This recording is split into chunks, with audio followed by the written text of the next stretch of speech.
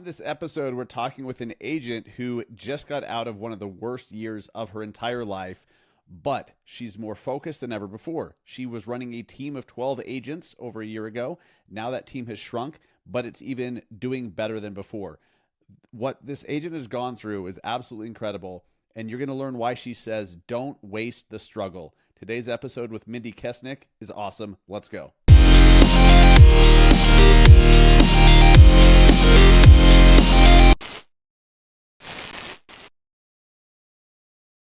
What is up, guys? Welcome to episode 306 of the Massive Agent Podcast. I am your host, Dustin Brohm, here in Salt Lake City, Utah. And today's episode, Don't Waste the Struggle. What an incredible title. And wait until you hear this story. So Mindi Kessenich is one of, she's an agent, she's part of my team, part of my group. She's in Madison, Wisconsin. She was also, you'll hear, she was previously running a team of 12 agents called Mission Realty.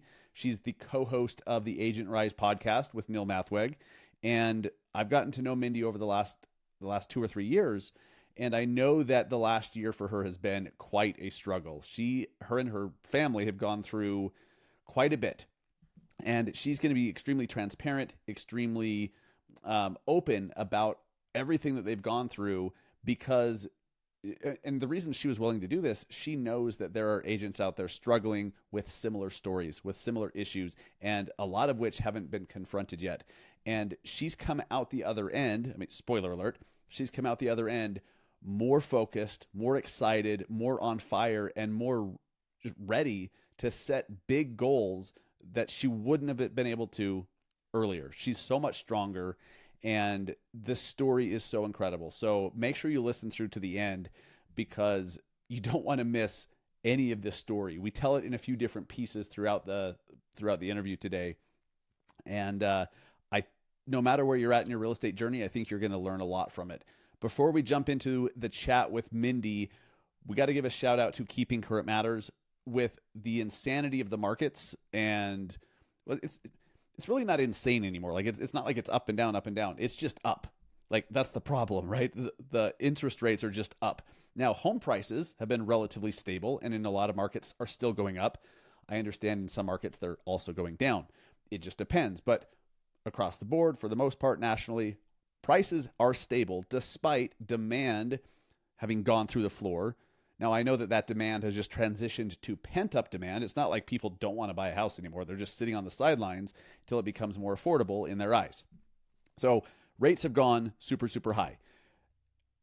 Trying to navigate all of this and not just like what's going on, but how to then communicate that with your clients. If you're trying to do that by yourself without the help of experts who spend literally all day, every day researching and projecting and forecasting, I don't know what you're doing. There's a tool available to you called Keeping Current Matters, KCM, and you need it in your tool belt. If you are serious about being a real estate advisor and being one of the agents in your market who is a guide and an advisor to help people who want to play, who want to get in the game, who want to buy and invest and transact in real estate, if you're serious about helping them in this environment, you need to understand what the environment even is and what to expect, how long it's going to last, what still works in this market.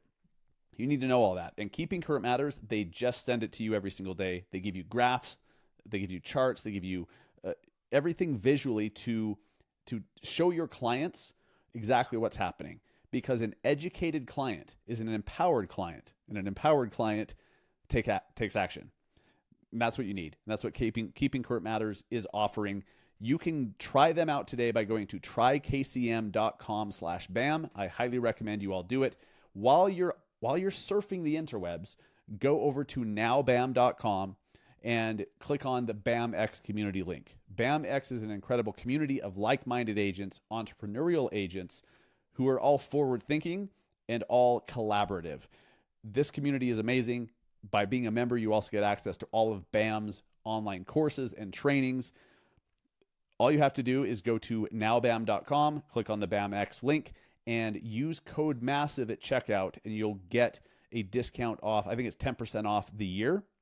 So for as little as $10 a day, sorry, $10 a month, not day. For as little as $10 a month, you could be part of the BAMX community. every single agent I've spoken to who's a BAMX member wishes they would have joined sooner. They are impressed. They would pay more for it. I haven't told BAM this. Hopefully they don't listen. I don't know why they'd listen. It's only one of their shows, but yeah, join BAMX right now. Use code MASSIVE to get yourself a discount. Let's jump into our chat today with one of the most open, transparent, and giving agents that I have been honored enough to work with, Mindi Kessenich out of Madison, Wisconsin. Make sure you listen through to the end. This is quite the story. All right, we are here with Mindi Kessenich from Madison, Wisconsin, team leader of the Mission Realty team and co-host of the Agent Rise podcast. Mindi, you have one hell of a story to tell today, and I'm excited for you to do it. I'm honored that you'd be willing to do it here because I think your story, the struggle you've gone through, this year of suck that you're just coming out of, and what you've learned from it, I think could help a lot of agents because a lot of agents are struggling right now and they're confused and frustrated. And your story is unfortunately not unique to you. And so I think it's going to be very helpful. So Mindi, welcome to the Massive Agent Podcast. How are you? Good. Thank you so much. I'm really excited to be here. And I really hope that I can deal out some hope for other agents today because I think on the outside things have looked really good for a long time. And today we're going to kind of talk about ways that they were not great. Okay. I mean, that's a good way to set the table, ways they were not good. So, Mindi, you've been in real estate how long? Going on 8 years. Okay. And then we teamed up. You know, we're business partners. Mindy's part of my team. She runs a team within my team, which is awesome. I love saying that, actually, Mindi. So I'm honored to have Mindi as part of our group, as one of the leaders in our group. And you started as a solo agent, but then you built a real estate team of 12 agents. And so it was just a year or so ago, you had this team of 12 agents. You were building your dream house. You had bought an investment property in Florida, and, you know, it looked like you were absolutely crushing it. What was going on?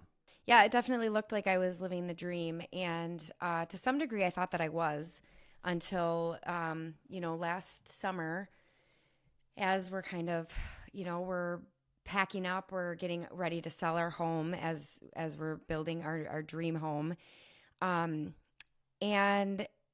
it kind of started to feel as though there was something going on within my marriage that I wasn't maybe aware of. So, I was excited about taking the leap of faith to build our dream home. My husband and I always knew that we would do that. He's an electrician and runs his own business. And so that was just something that we always knew we would do, with my background. And so we were moving towards that. But, at the same time, we felt very disconnected. There was something going on, and I didn't know what it was. All I knew is that we were under a lot of stress, with the plans and the decisions that were needing to be made for our custom home and packing up the homestead that we had lived in for 11 years. We were moving into an apartment, a small apartment for our family. We had a puppy. I mean, it was just like so much stress.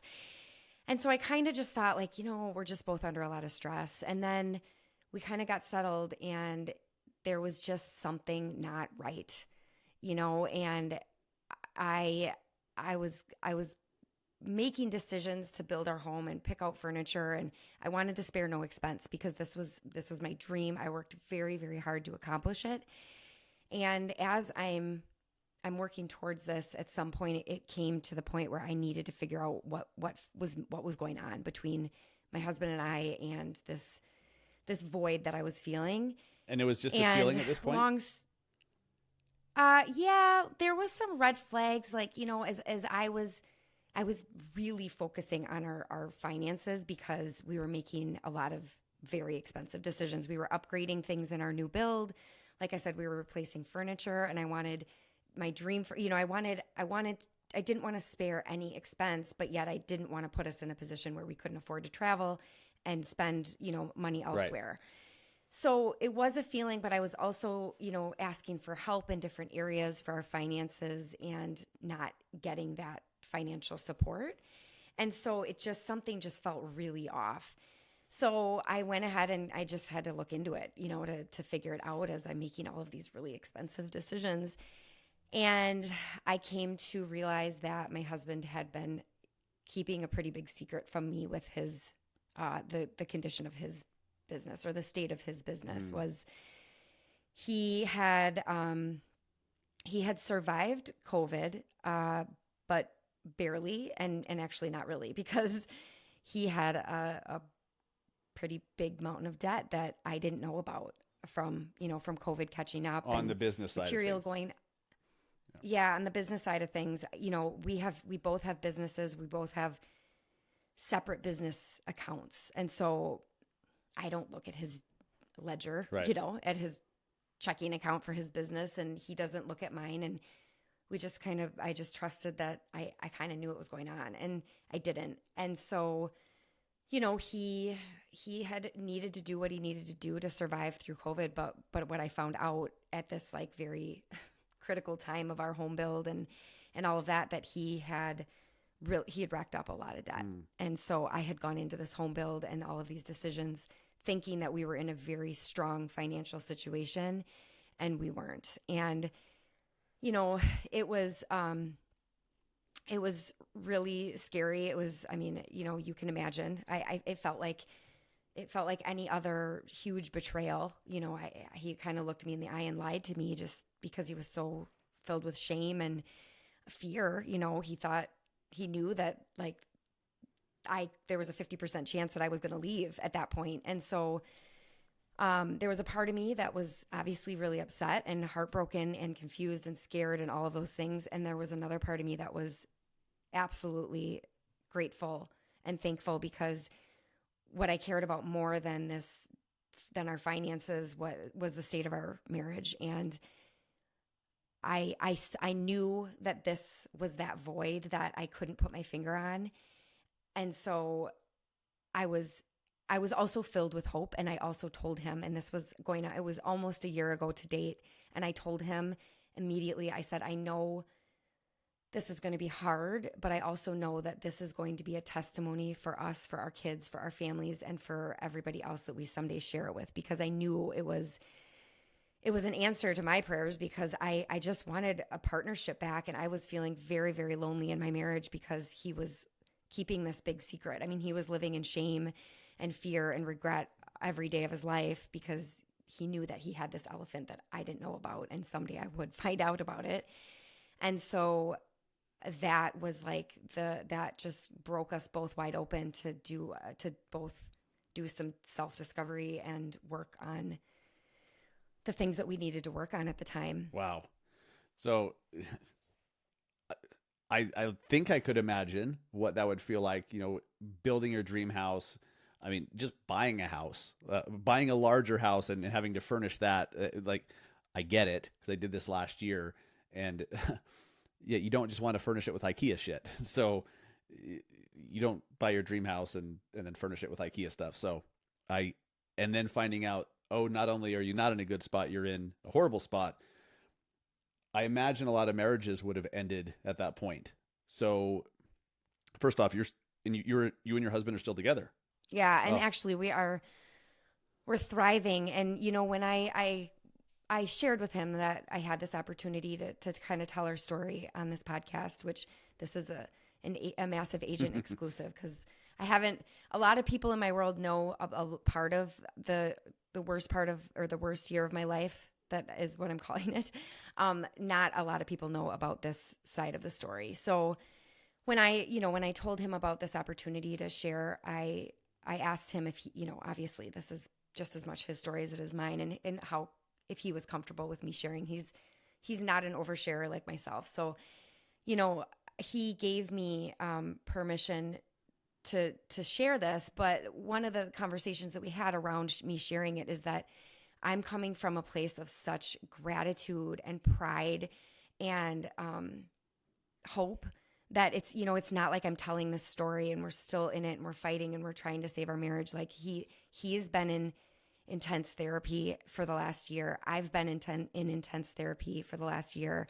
And we have both been able to show up to our marriage as really more whole human beings that have a common goal of fixing the mountain of debt, knowing it's going to be okay. And also, showing our kids, like we've been very open with our kids about a lot of this stuff. And they thought for sure we were getting divorced because we were fighting a lot. Sure. It's not like this was just smooth sailing from day one. I mean, there were a lot of fights happening in an itty bitty tiny temporary apartment.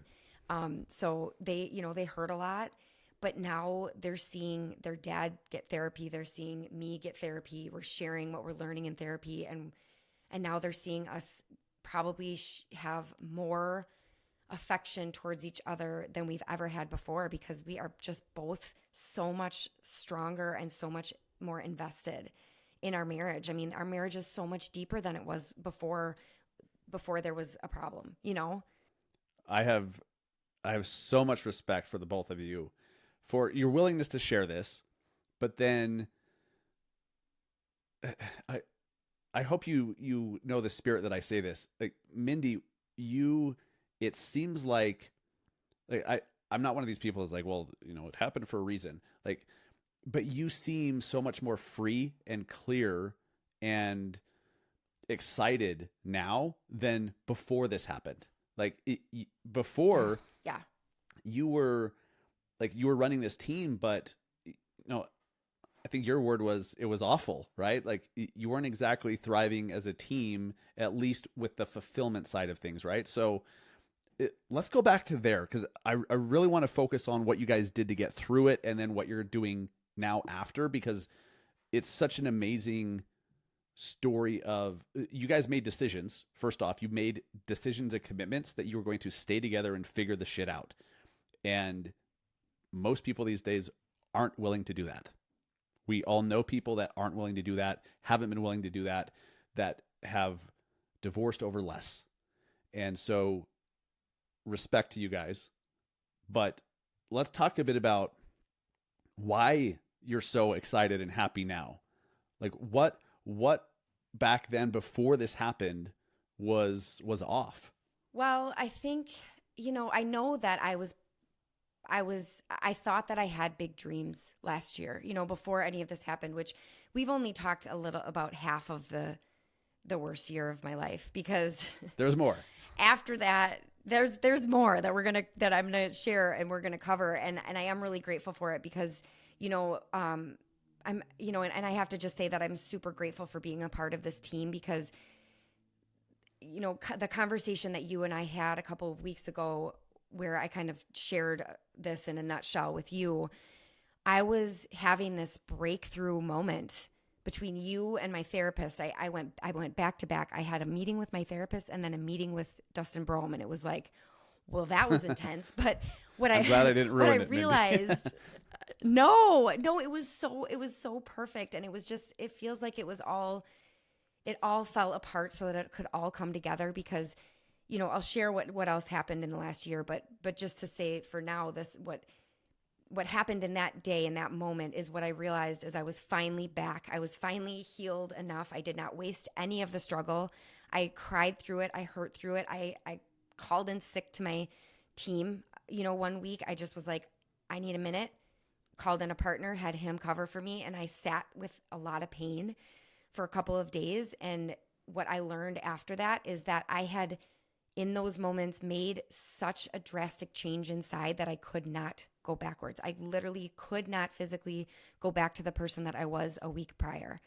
And with that came so much healing. And now I was ready. I was finally willing. I mean, I took like a 3-month sabbatical from real estate. Like I was there for my team. I supported them. I showed up for them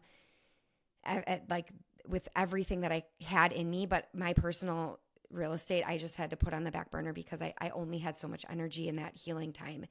And so I was ready to get back at it, excited again. But then I found myself in this extreme battle, because my goals from a year prior were just too small. I realized I was playing small, and they didn't fit. And I was wrestling with this, and I scheduled a call with you, and I was like, I don't know what's going on. And it was literally that day in those conversations that I was having, with people that I have access to help me, that I was like, it's because those goals were for a person that I was a year ago, and I experienced more change and more growth in that year because of my struggles than most people do, I think, in 5 years. And I just could not wake up every day and work towards those same goals because they were just too small for the person that I had become. Jesus, you're firing me up. That was so awesome. And I remember that call. You were sitting in your car, and well, I was sitting here because this is where I do calls, but I remember it so well. You had some confusion, and it was you were like, I think you felt a little bit lost. I think lost is the word, because of what you just said. You were trying to like you had just gone through this year of shit. I love how you said you didn't waste the struggle. That's such gold. But you went through it, and then you were like, naturally, you're like, okay, let's go back and start, pick up where I left off. That is so amazing, though, that you realize there's something wrong with that. Like, that's not what you want. You don't want to pick up where you left off. You left off for a reason, and now you have a blank slate, and you can pick where to go from here. So that's super cool.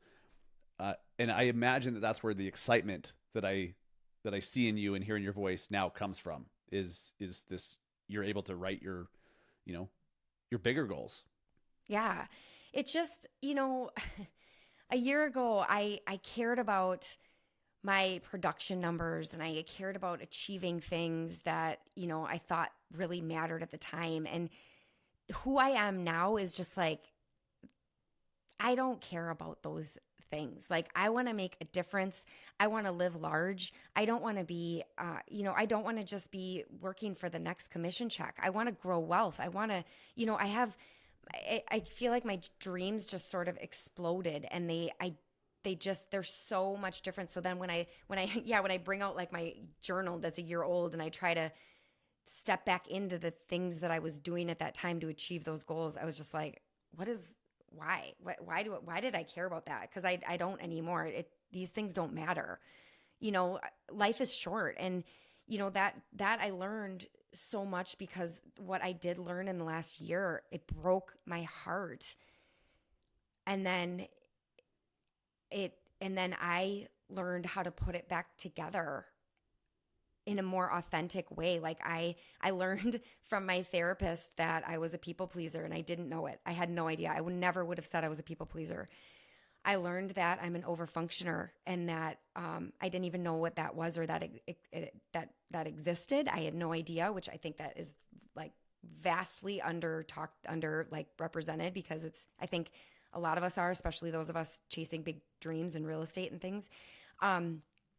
And so I learned these things about myself, and then I made a decision to stop them. And now I am that person that I've always talked about and always coached other people about, to have boundaries and all of these things. Like, I actually learned what that's all about through having to go through just this horrendous experience, which, like I said, my husband and what we went through was just the tip of the iceberg. It just got worse from there. Well, do you want to continue, or yeah, or do you want me to reroute this? And because I was going to ask you, Mindi, or I was going to say rather, it's so clear to me now that you now have this wind in your sails, and having, would you say that before all this you had a strong marriage, strong relationship? Well, I would say that I thought at the that time, I did. yeah, at the time, yes. Yes. In hindsight, you realize maybe not so strong. And so now you've had a chance to strengthen it and really get close, because you've gone through the struggle. You fought a war together, basically, with each other, which is cool. Not like against each other, but with each other. And now that you have, if your relationships are not right, if at home you have stress and struggle, and you're fighting, and you resent your partner, or like if it's not on point, it's a headwind. Like it's holding you back subconsciously because it sucks your energy, and you can't show up excited to kick ass and do what you need to do, especially in this tough environment when you have this like anchor holding you back, and that's your shit relationship. It's such a superpower when you have a marriage or a relationship that you're not worried about, you're excited about, you're proud of, and it makes you smile, because then you're like, you show up every day now, and I know you do this. You show up now, like you sit down at your desk ready to do some work, and it's like you smile. It's like you have this wind behind you knowing that's all good. It's not talked about enough. And so I'm so glad that we're talking about this today. Would you mind sharing some of the things that you and your husband did during this 1 year, your strengthening phase, your 1 year strengthening phase? It's not the worst year of your life. It's your strengthening phase. What did you guys do to get your relationship where it is today? Well, we talked a lot more than we ever did before. And that was one of my biggest struggles and my biggest hangups a year ago. That summer that I was just trying to figure out, put my finger on it, because I'm an oversharer. I would share everything.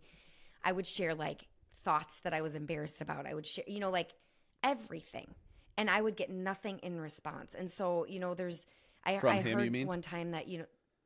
yeah, like there was he just had nothing to share. He didn't want to share dreams that he had. I don't know if he had any, It felt one way. And I think probably at the time, yeah, it felt like I was talking to a wall. There was no give and take, and it just felt very empty. And I heard somebody say one time that the loneliest person is not somebody who's single. The loneliest person is somebody who's in a relationship with somebody who doesn't communicate with them or talk to them or open up to them. And that's where I was. I was just like, I am in a relationship with myself. That's how I felt. And so we started talking, but I think the bigger thing is that he went and got some professional help and was able to then, he talked to his therapist, and then he would call me and be like, I owe you an apology, or I learned this about myself, or I have to, he started sharing things with me that he was always afraid to share before. And it just, and I learned a lot about him and myself, and he did the same. And so now, my therapist, this is a perfect example. I told my therapist in the beginning, all I'm asking for him to do is show me the financials, and I don't think, that's not asking too much, because this is, he did this thing and whatever. And my therapist helped me to understand that by me saying, Kevin, I just need you to provide the financials every week or every month or whatever, was like asking him to go out on a safari and wrestle a lion. Right? Like that was like me asking him for that specific thing was the scariest thing in the world, where for me it wouldn't be, because I'm on top of my finances. Like I'd be like, sure, no problem. Here it is. I'm happy to provide it. And so like learning how to respect your spouse from who they are. And I think a lot of times you need a third party to help you understand that. So he's getting third-party help. I'm getting third-party help. And then we come together and like, it comes down to he loves affection, like hugs and kisses or whatever. And I'm like a busybody. And so we had this disconnect where he would never feel loved because I never went up to him and gave him a hug. And so we were able to talk about, I said, take what you want. You want a hug? Come up and give me a hug, and I will never turn you away. And so just things like that. So like every day he's getting what he needs. I'm getting what I need, which is for him to step into that role. And, and we're like, and then we get these little rewards like on a daily basis of like both of us feeling more fulfilled because we understand what each other needs and how to support each other in their needs, versus he's like, I need this. And I'm like, I need this. And now we're both just like, we're just butting heads. And so it's been a lot of work. Like, self-reflection is really important. Did you guys do any counseling together, or were you each doing separate counseling and therapy? Well, we were in couples therapy before I found anything out. Okay. Because I knew, I was like, we need therapy. Like, I don't know what's going on. I thought it was just I just thought it was a communication thing, issue or whatever. And so we had started, but it just, I mean, at the time we didn't know the root. I didn't know the root. He knew, obviously, but I didn't know that there was this big secret. Well, you felt it. And so I felt it, but I, you trust your spouse, and you just don't know what you don't know. And so we were doing couples therapy. And then when I found all of this out, and I felt betrayed, I felt lied to, I said, I need to work on me and figure me out. And I need you to do the same.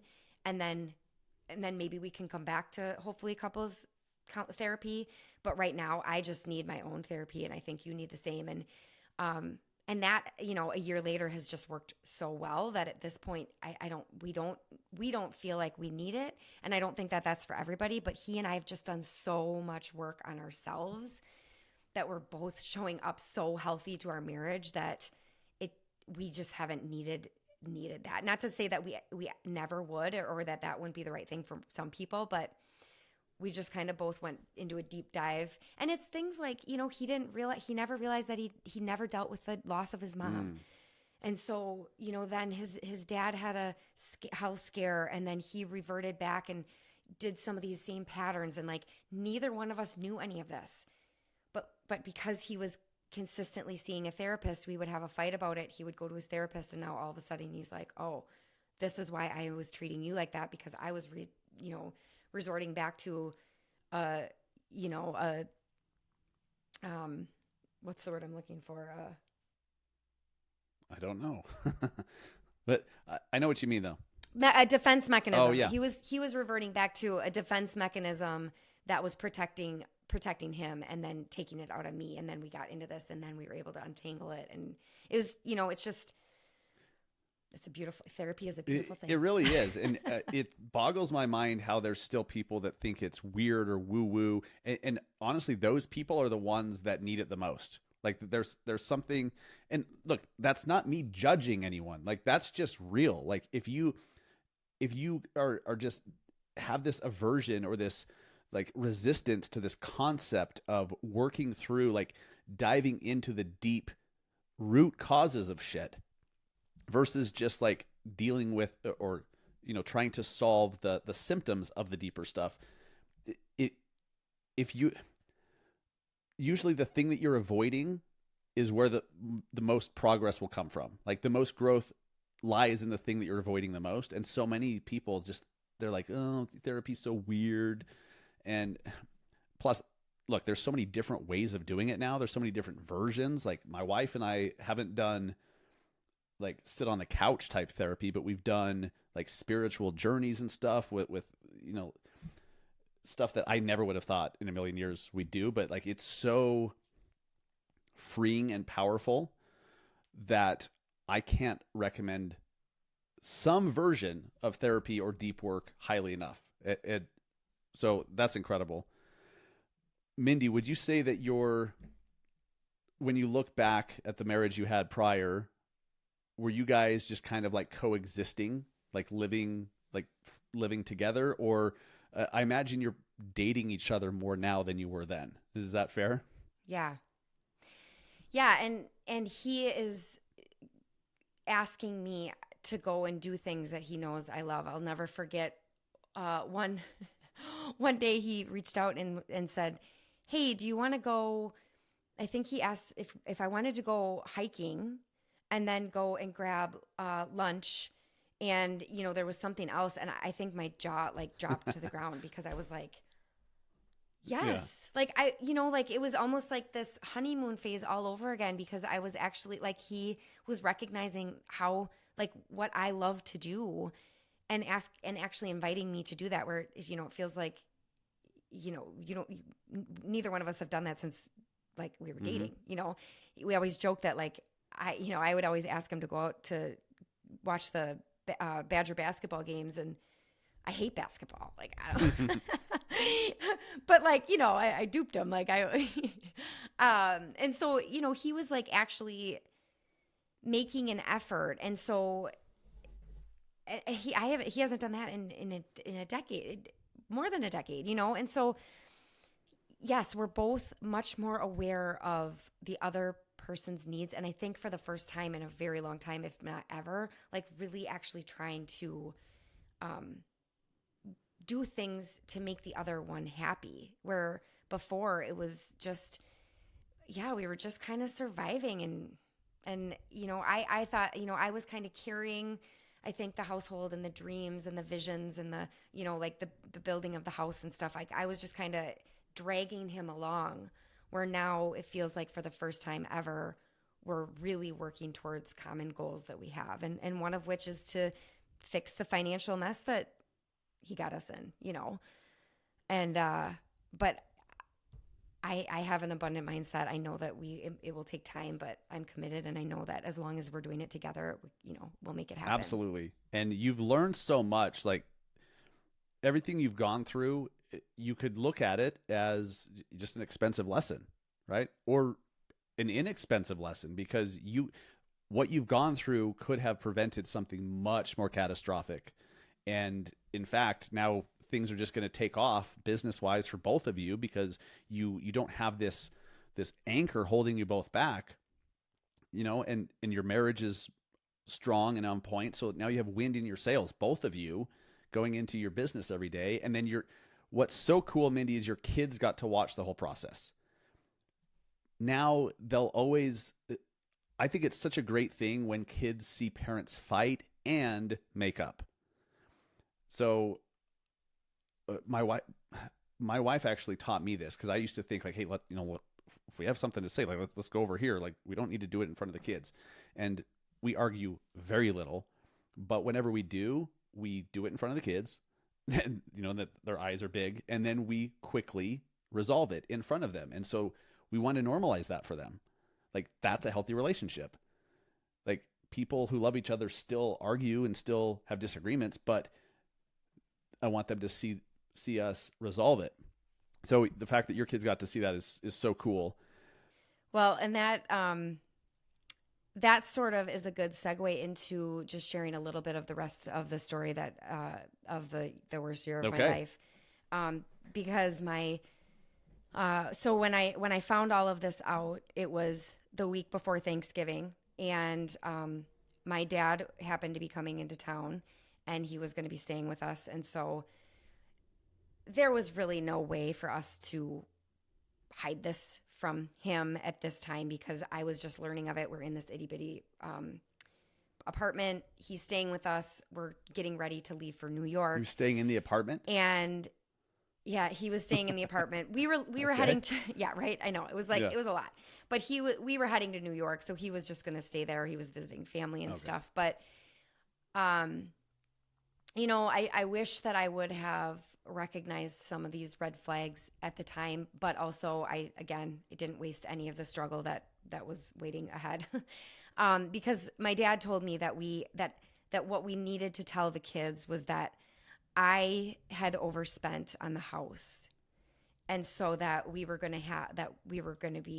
our finances were going to be tight for a while, because I had made some poor choices. Your fault. Yeah. We should lie to our kids, and then B, I should take the fall for something that this is great fatherly advice. Did not have any part in. And yes, there's judgment in that.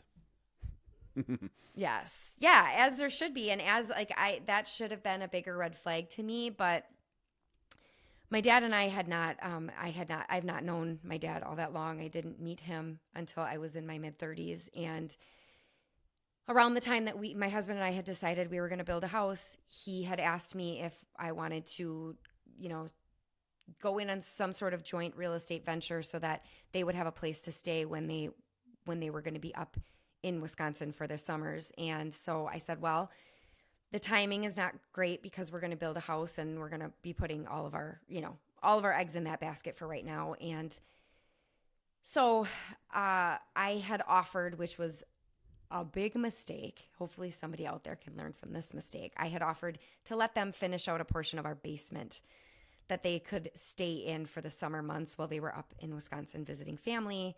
And then they would, you know, be somewhere warm in the winter months. It's really cold and awful here in Wisconsin. So, this plan was a little bit in motion when I find out about this situation with Kevin and our finances and whatnot. And then, so my dad and his girlfriend decided to pursue this basement build out. And there were a few boundaries, but not really a lot. I mean, we had agreed to housing them for the summer months, and I had told him we needed 3 solid months to move in and get settled or whatever. Well, long story short, he finds out that Kevin and I are fighting for our marriage because obviously in the beginning it was not butterflies and rainbows and roses like it is now, right? I mean, I didn't know if we would stay together. I didn't know if we would be able to come out of this as a couple or not. So at that time, we're really kind of fighting for our marriage, and they decide to not only move in on top of us and not give us the 3 months, but they decide that she's going to take a full-time job for 2 years, and they're just going to move in for 2 years straight. Okay. Into our new home. Quite. Without your approval. Without our knowledge, without our approval, Yeah, how does that work? It was rough. Family, I mean, honestly, Mindy. it made. I'll tell you what. Well, and the thing about it is, I learned a lot of lessons, and I went through a lot of heartache. I mean, honestly, I was fairly quick to become hopeful with Kevin and that whole situation because I just wanted my husband. I just wanted a relationship with my husband, and I felt like this was actually going to be the ticket because I knew that he would need to get help if we were going to make it through, and if he got help, we would be so much farther ahead. So I was relatively hopeful from the get-go, to for the most part with Kevin in that situation with his business and all of that.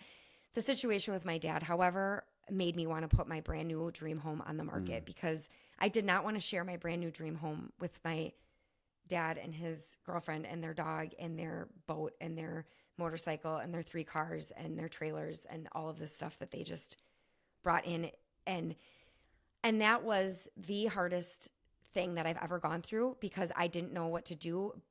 But the beautiful part of it is that I was thankfully had already hired this amazing therapist, and this therapist really helped me to understand because I immediately was like, what is my responsibility here? Because I'm very, very self-reflective, and I take a lot of accountability and a lot of responsibility for the situations that I find myself in. And I thought, like, that was my first thought was, how did I let this happen? Like, I have to be a part of this. And so through that, I learned more through that situation than I did even through the situation with Kevin about the fact that I have been overfunctioning. And it came out of, when you mentioned the root cause of things, it came out of abandonment issues. My dad wrote me off, and I felt abandoned for 35 years of my life. And then he and I got a relationship, and then this, he kind of took, I gave him an inch and they took a mile and blamed me for it. Oh, yeah. And then, and so there was so much personal growth. And don't get me wrong, my heart is still broken that happened because our relationship at this point is pretty much foiled. Yeah. He lied to me through that. They took advantage of me and then turned it around on me. And, he made it very clear that he couldn't tell his girlfriend that I was right about the summer agreement because she's got anger issues. So, just like mind-blowing stuff. But like, I really learned that boundaries are not an option, especially if you want to accomplish big things in life.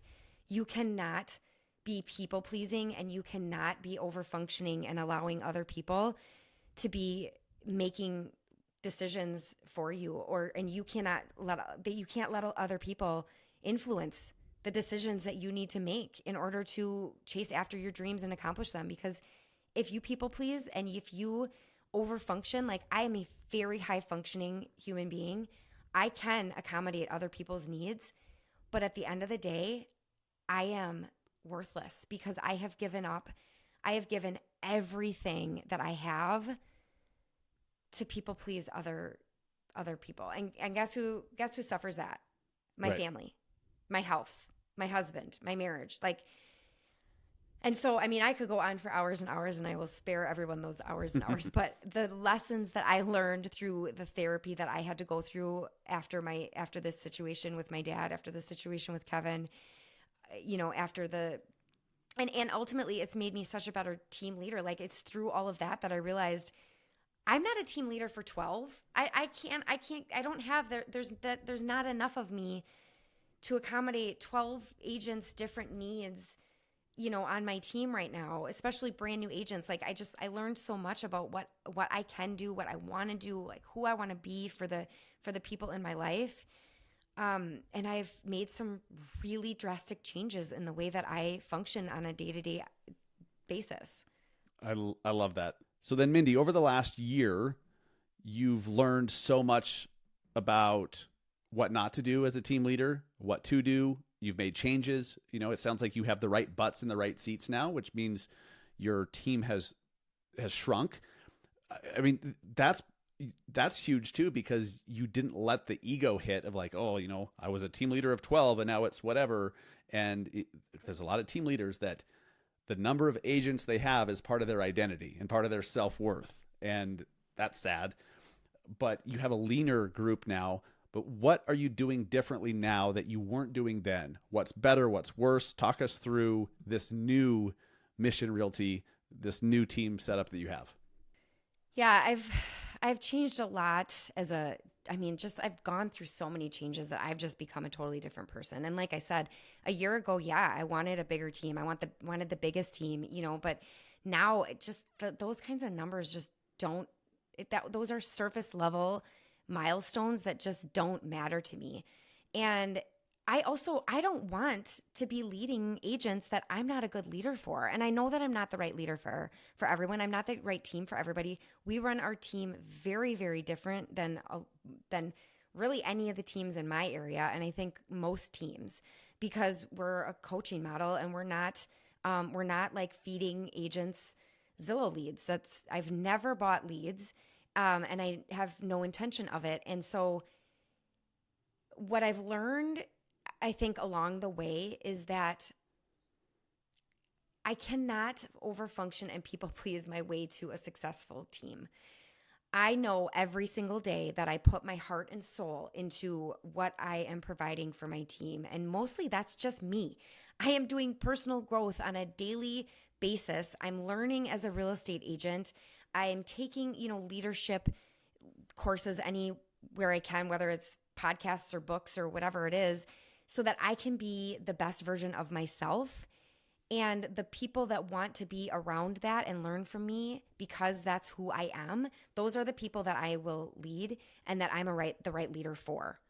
And the thing that I think I did, and I felt like I had to do when I had this team of 12, is I had to make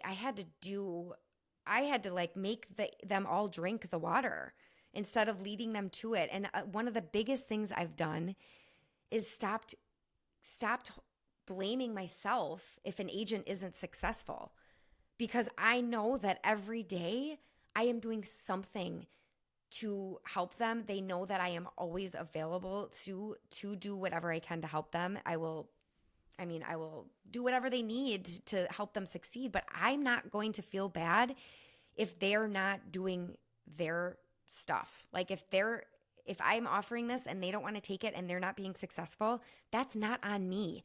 And I felt very, very much like it was my fault that those 12 agents were not succeeding. And I think it's too, because I was trying to force them to succeed. That's not how this works. Like, I'm looking for Mustangs and not donkeys. Like, I don't want to have to beat you to succeed. Like, when I started, I was ignorance on fire. That's who I am a good leader for. People who are ready to go. They trust me. They see my vision, and they're ready to saddle up and do the work. This is awesome. And I think this is just part of the process that leaders go through. I know I've heard a similar story from so many people that I look up to that, they led the wrong way. That they were, or they would hire the wrong way. They'd bring the wrong people on, and they would try to like motivate people to take action.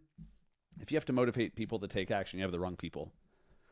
You need to have motivated people and then just show them what to do, right?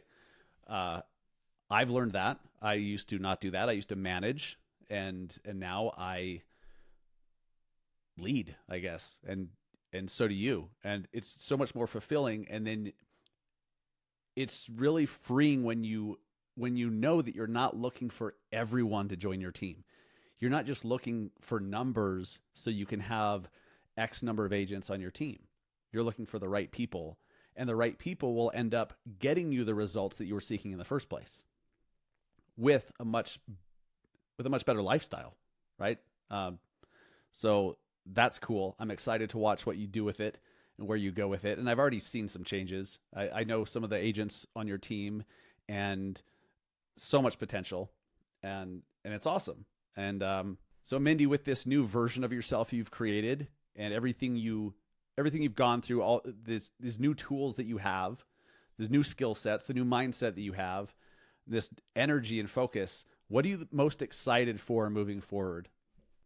Who I become in the next year and 5 years, because I don't think that I realized how much growth that I needed or desired until I went through everything I went through in the last year and realized how small I still think, and that even though I do have an abundant mindset and a positive mindset and stuff, that I was still actually dreaming really small, and I was setting up goals that weren't really small and not even necessarily aligned with who I think that I really ultimately was created to be.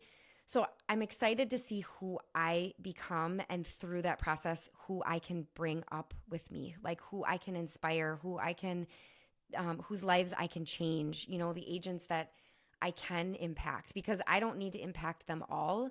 But if, anybody that's willing to dream big alongside me and, just come alongside, I am all in. That does not mean, however, that I am all in on helping agents that don't align with me. And that's the biggest shift that I've seen in myself is I don't think that I would ever have any problem anymore saying, you know what, I don't think that I don't think I'm the right leader for you right now. Where before I would never be able to say that. I would try to figure out how to overfunction my way into being a leader for any agent that joined my team. And I'm just not willing to do that anymore. That's such a huge breakthrough. It really is. And it's no different than an agent that thinks they have to work with everybody, that, finally getting to the point in their career where you realize you can choose the clients that you work with. And you don't, if someone's an asshole, you don't have to be their agent. You just, I'm not the best agent for you. This person is. Or if your personalities don't mesh or whatever, right? Or if you're a petty sports fan and they're the fan of the wrong team and you don't want to work with them, who gives a shit? You can choose who you work with, and just the way you're choosing who you mentor and work with on your team. And I think that's really cool.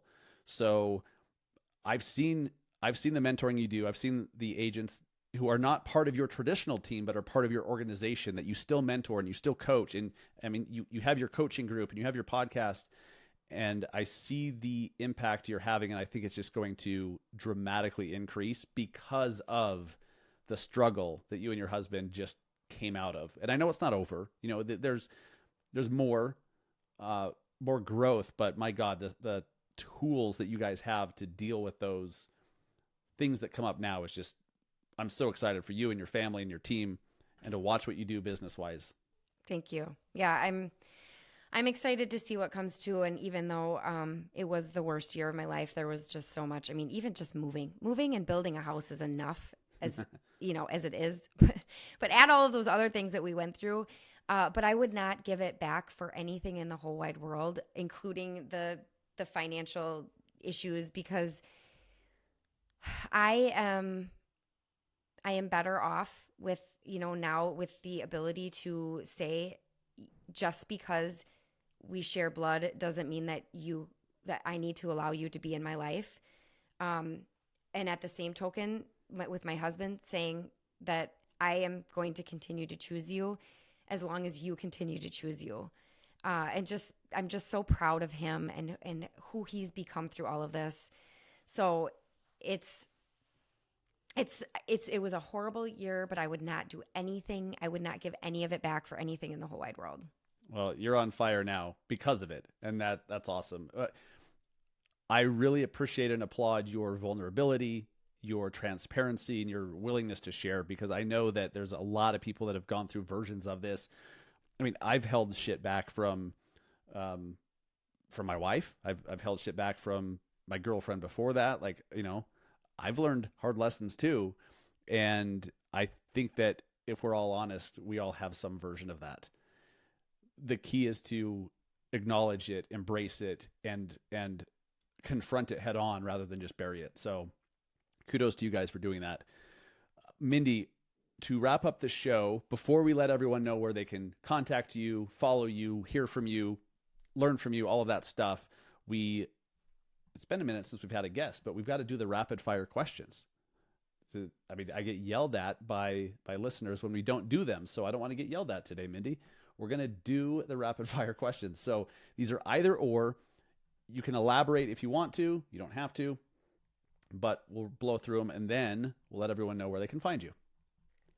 I'm ready. Okay. Facebook or Instagram?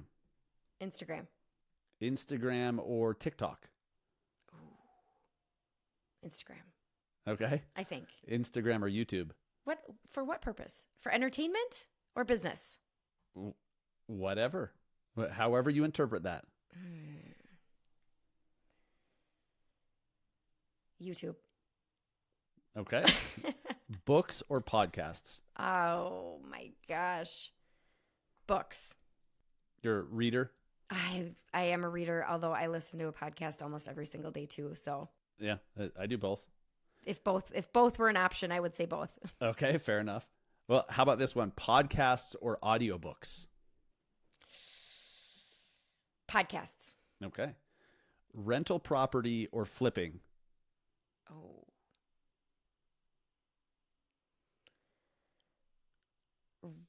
Rental property. Nice. For the cash flow, of course. And the appreciation. Burgers or pizza? Pizza. New York or LA? LA. Baseball or football? Football. Mountains or beach? Beach. Podcast or vlog? Podcast. YouTube or Facebook Live? YouTube. Email or text? Text. Rich Dad Poor Dad or Millionaire Real Estate Agent? Rich Dad Poor Dad. Uber or Lyft? Uber. Gary V or Grant Cardone? Gary V. He's the fan favorite, but yeah, Grant Cardone has a lot of fans. He's growing on me actually in ways. In other ways, not so much. Yeah, I don't know. I'm. It seems like his messaging is just very repetitive. Like where Gary V's always kind of got some new nuggets. Fair enough. Yeah, fair enough. Mindi, where's the best place that agents can connect with you, talk to you, ask you a question, get mentored by you, listen to you, all that good stuff? Instagram. It's just Mindi_Kessenich. Yeah. Mindi_Kessenich. All right. And we will put that in the show notes. Which is spelled Kessenich.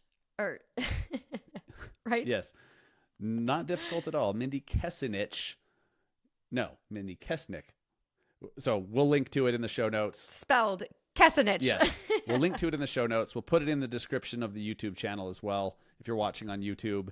And I assume anyone who wants to get in contact with you, just send you a DM? Yeah, absolutely. Slide into my DMs. I also have a planner on Amazon. Yes. Thank you for...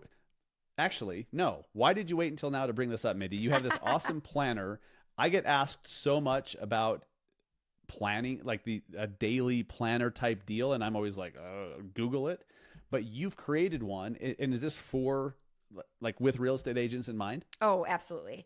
It's not to replace like, your digital calendar. I don't know how anybody doesn't have a digital calendar, but I do think that it's super important to document your engagements and things like that. So it's like the daily planner is, setting up your three goals for every 12 weeks or 90 days, and then writing it down every day, what you did to work towards that, how many engagements you got, what you're doing, what your top goals are, your top priorities. And then also, what did you do for working out? What is your income? There's a spot in there for income in and income out so that you can be cognizant of your finances every day. So it's got, got personal and business, in mind, because I think that those things they play in so importantly together that I don't think you can just work on your business or just work on your personal growth to become successful. You need them both. So I agree. And there's something so powerful about actually writing stuff down. Absolutely. I love all the digital stuff. I do digital notes and calendar, but having a written plan, written to-do list, written priorities, what goals, so powerful. So that's awesome. Where can people find that? On Amazon. It's called 90-Day Planner for Real Estate Agents. Genius. And it's $12.99. And underpriced. Okay, it's genius and underpriced, Mindy. Maybe we should edit this part out and you can just tell everyone it's like $50 because that sounds more appropriate. But no, we'll link to that in the show notes as well. Make sure you send me the link for that. That's awesome.